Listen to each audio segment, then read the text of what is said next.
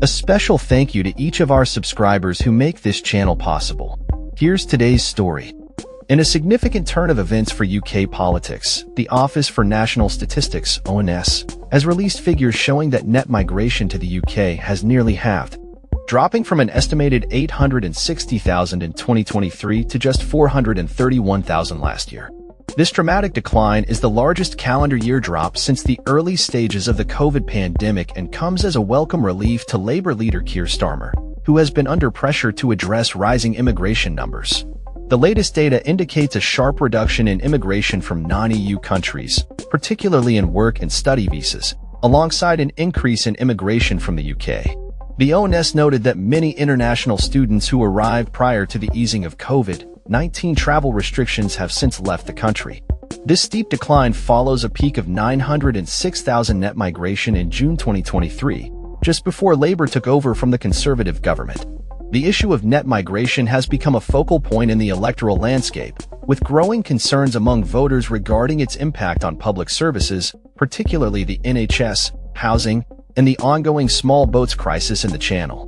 The latest figures will undoubtedly bolster Starmer's position, as he has committed to further reducing net migration before the next general election.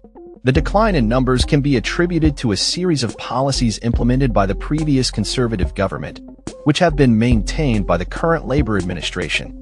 These policies included restrictions on foreign students and care workers bringing dependents to the UK, as well as a significant increase in the minimum salary threshold for work visas to £38,700 and the income required for British residents to bring family members to join them to £29,000. The ONS reported that in 2024, 948,000 people immigrated to Britain while 517,000 immigrated, marking a significant decrease in immigration by almost a third compared to the previous year.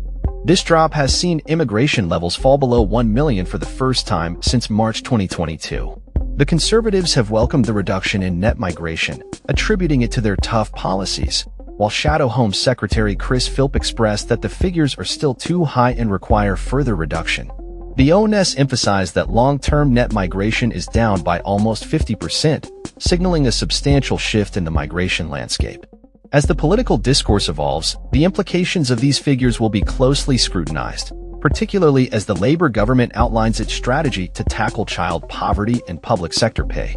Teachers and doctors in England are set to receive a 4% pay rise, while other NHS workers will see a 3.6% increase.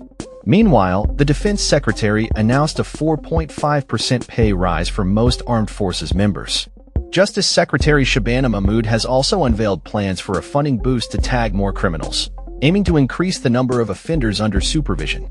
The Migration Observatory at the University of Oxford has noted that the recent decline in net migration is largely due to previously high numbers, and that the economic impact of this drop may be minimal. As Labour's recent proposals aim to reduce migration further, experts suggest that the overall migration levels may not reach historically low thresholds. The political landscape is shifting, and the ramifications of these changes will undoubtedly play a crucial role in shaping the future of UK politics as the next general election approaches.